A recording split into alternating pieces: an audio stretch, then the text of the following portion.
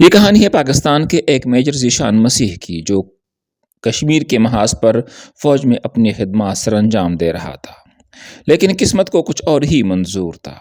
بدقسمتی سے اسے دشمن ملک بھارت کی ایک ناری شیوانی سنگھ سے محبت ہو گئی تھی۔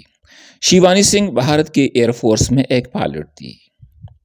ایک طرف دشمن ملک کا سپاہی ہونے کی ذمہ داری اور دوسری طرف دل کی لگن۔ میجر ذیشان روز الجھن میں رہتا تھا، کرے تو کیا کرے۔ اسی طرح شیوانی سنگھ بھی دل ہی دل میں پریشان تھی۔ اسے بھی ذیشان مسیح سے سچی محبت ہو چکی تھی۔ دونوں ہی بے قرار تھے، کسی راہ کی تلاش میں تھے جس سے ان کا ملاپ ممکن ہو سکے۔ پھر ایک دن پاکستان اور بھارت کے درمیان جنگ چھڑ گئی۔ جنگ سے دونوں طرف بہت نقصان ہو رہا تھا، لیکن دونوں کے دلوں میں ایک عجیب سی خوشی بھی تھی۔ وہ خوشی اس بات کی شاید اس جنگ کے دوران ان کا ملاپ ممکن ہو سکے۔ شیوانی سنگھ روز اپنے بھگوان کے آگے دعا کیا کرتی تھی کہ اے بھگوان، اس جنگ کو ہوائی جنگ میں بدل دے۔ آخرکار اس کی دعا قبول ہو گئی۔ پاکستان نے گرداسپور، ختم پور، پیروزپور پر حملے کر دیے۔ پاکستانی جہاز دہلی تک پہنچ گئے۔ ادھر شیوانی سنگھ کو حکم ملا کہ وہ اپنے رافیل طیارے کے ذریعے پاکستان پر حملہ کرے۔ وہ تو اسی موقع کے منتظر تھی۔ وہ فوراً اپنے رافیل میں سوار ہوئی اور پرواز سے پہلے ریڈیو پر ذیشان سے رابطہ کیا۔ مبارک ہو ذیشان، میں آ رہی ہوں۔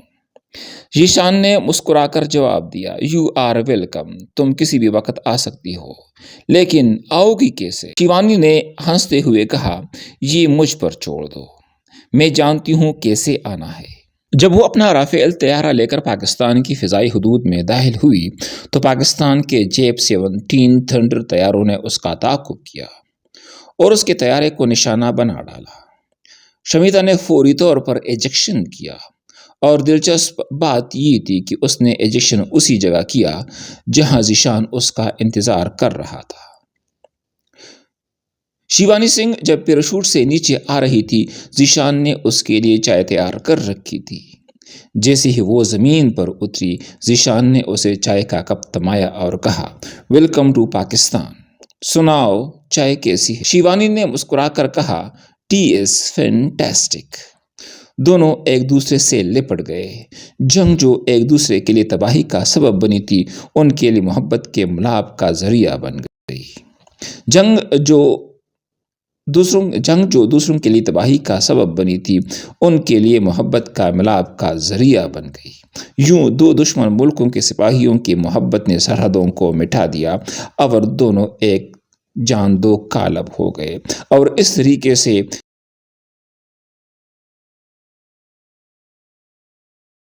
اور وہ مشن جس کو ہندوستان نے مشن سندور کا نام دیا تھا، ذیشان نے شیوانی سنگھ کو سندور لگا کر اختتام تک پہنچا دیا۔ پاک فوج زندہ باد، پاکستان پائندہ باد۔